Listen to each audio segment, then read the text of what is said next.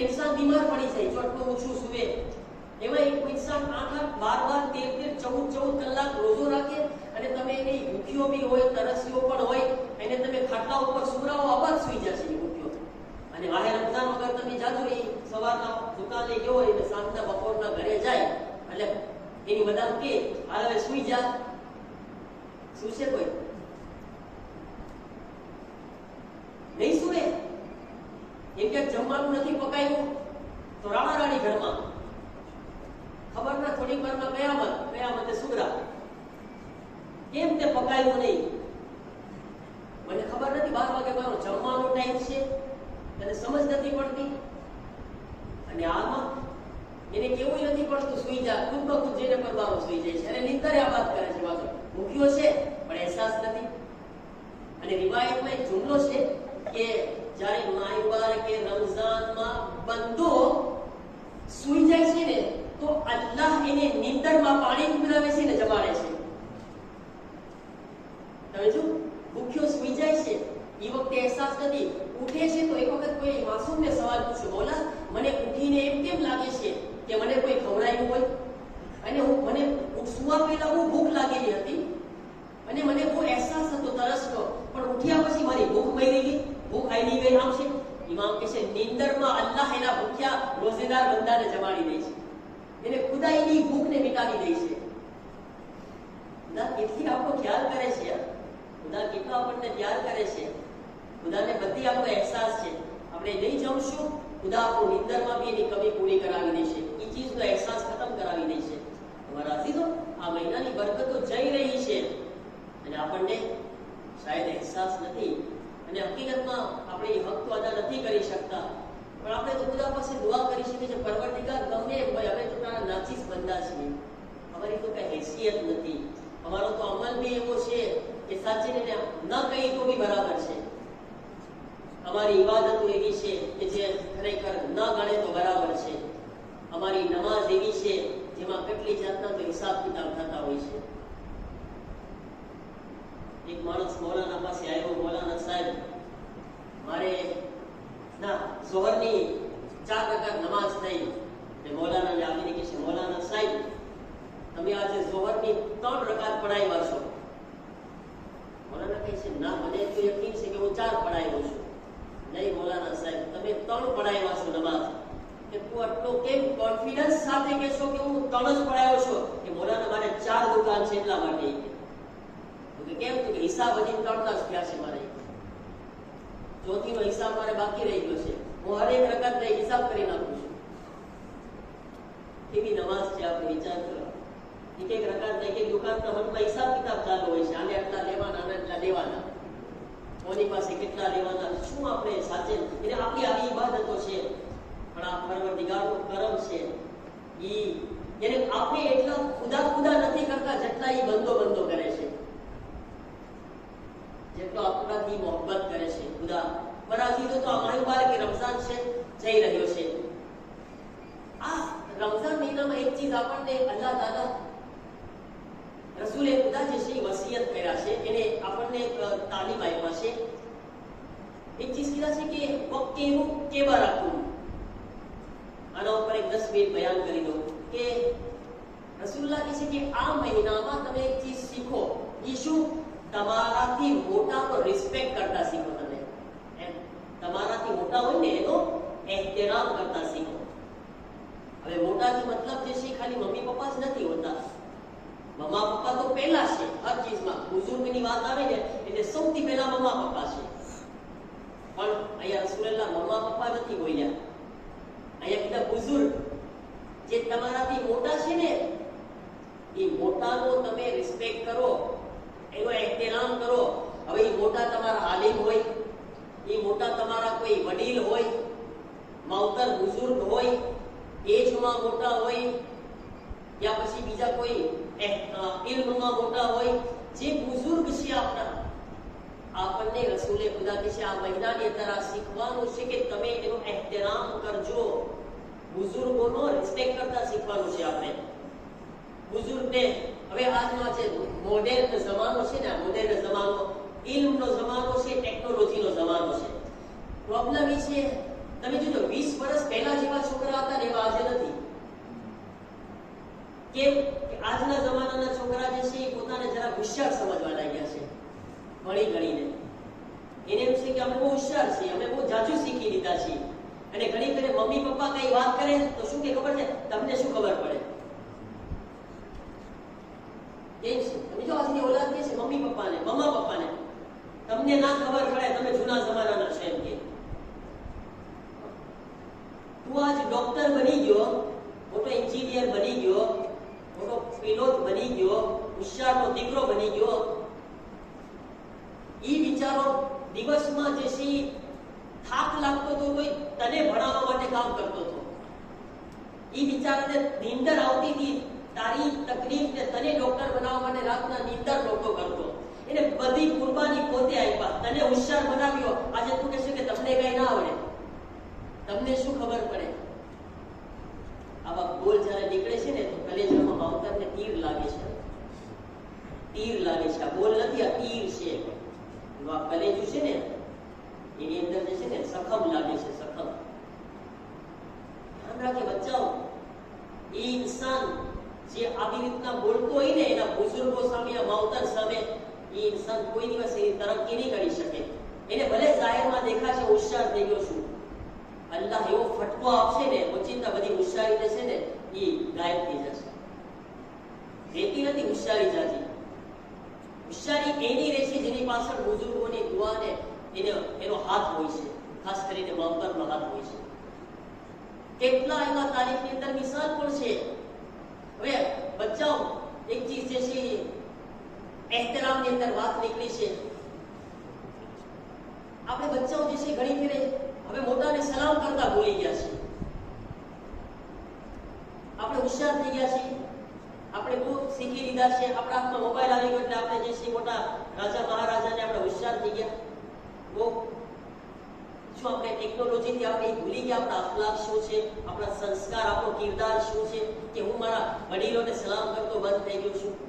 હું એમ નથી કહેતો કે બુઝુર્ગો બચ્ચાને સલામ ન કરે, ના. રસૂલે ખુદા ખુદ બચ્ચાઓને સલામ કરતા હતા.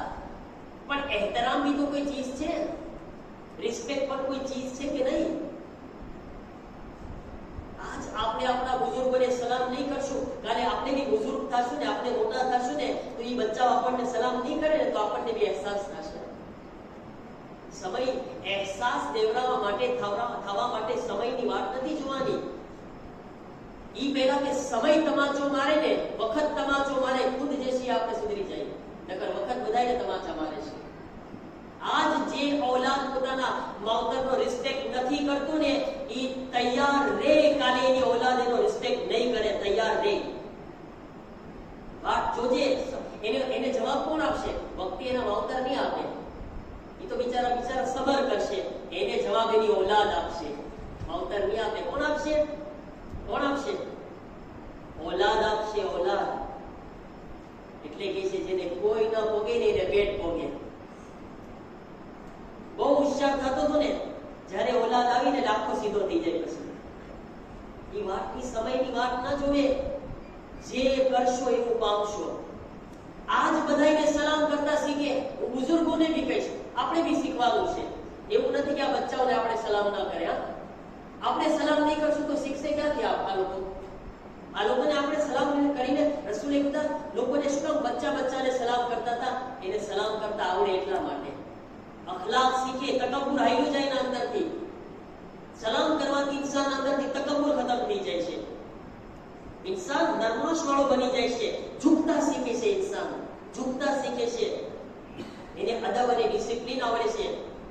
બચ્ચાઓની ફરજ છે કે હંમેશા હર એક બુઝુર્ગને જોઈને પહેલા સલામ કરે. બાજુમાંથી આમ મોઢું ઝુકાવીને પસાર ના થઈ જાય. તમે કોણ ને હું કોણ એ નથી. આપણા અંદર આપણે મુસલમાન છીએ, એટલે બેતના ચાહવા વાળા છીએ. જે બી વડીલ મળે, બુઝુર્ગ મળે, પરવારોને એહતરામની સાથે સલામ અલૈકુમ વરહમતુલ્લાહ. અને વખતે એનું ધ્યાન ન હોય તો બુઝુર્ગની બી ફરજ છે એ આવીને કે સલામ અલૈકુમ દીકરા કેમ છો? એટલો ખુશ થઈ જાય બચ્ચોને. આપણે બી કોઈ મોટા નથી બનવાનું. આપણે મોટાને બી મોટા નથી બનવાનું. બધાય નાના છે, નાના જ રહેવાનું છે. આપણે પણ એહતરામ શીખવાનો છે, ખાસ કરીને વડીલોનો. હવે એક વડીલ મારા સામે એક બુઝુર્ગ બેઠો હોય અને હું પગ લાંબા કરીને બેસી જાઉં તો સારું કહેવાય?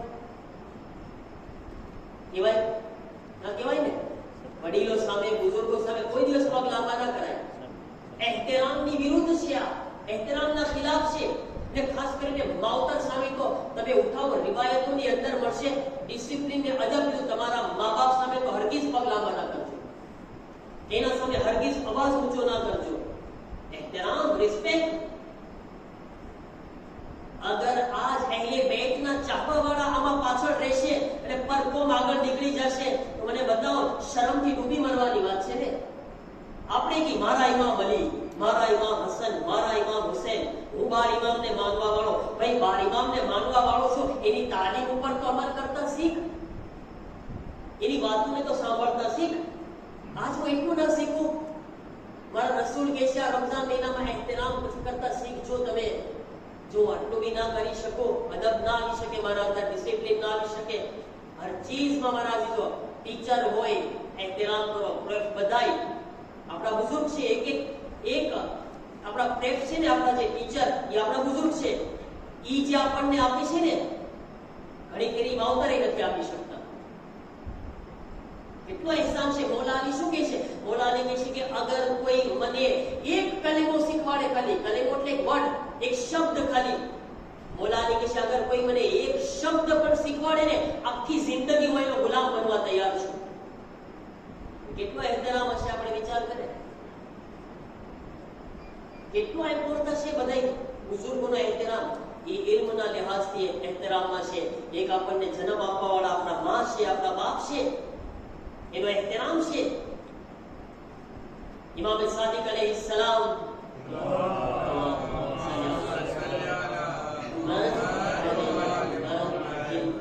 જ્યારે એક શખ્સ ઇમામના હાથમાં આવીને કલમો પડે છે, શિયા બહેનો, માં કાફિર હતી, માં કાફિર છે, પોતે શિયા બહેનો, અને આવીને ઇમામને કહે છે કે મૌલા, હવે હું તમારો શિયા બની ગયો, મારી માં કાફિર છે, બુતની ઇબાદત કરે છે, તો મૌલા મારે હવે શું કરું? હું એને મૂકી દઉં? કાફિર છે કે નહીં, ના કલમો પડવા વાળી છે, ના ખુદાને માને છે, હવે તો મૂકી દઉં ને મૌલા એને?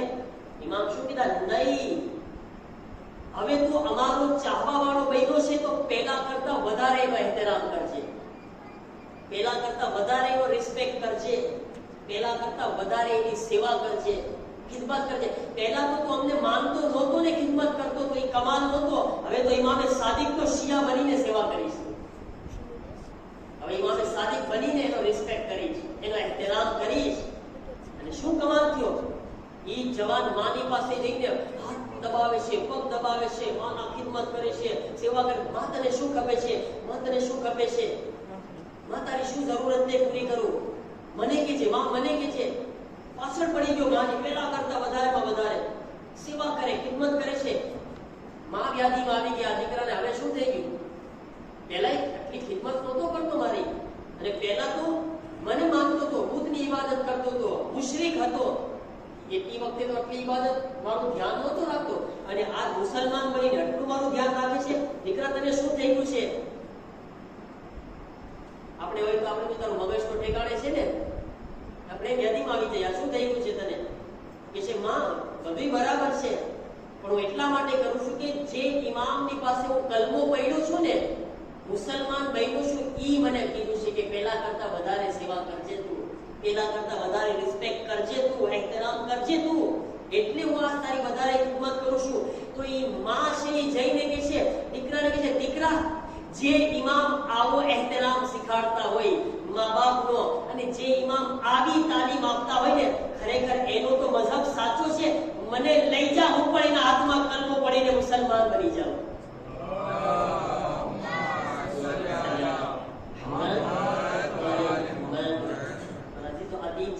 આ મઝહબ છે, રિસ્પેક્ટનો, એહતરામનો મઝહબ છે. આના ઉપર આપણે અમલ કરતા શીખે. અલ્લાહ તાલાની બારગાહમાં આપણે દુઆ કરીએ, પરવરદિગારા મુબારક રમઝાન છે, हमारा रसूल की तालीम से माना अल्लाह अमोने अहले बैत की तालीमातों पर अमल करवाने तौफीक अता फरमा। परवरदिगारा हमारा तमाम गुनाह ने सगीरा और कबीरा ने माफ फरमा।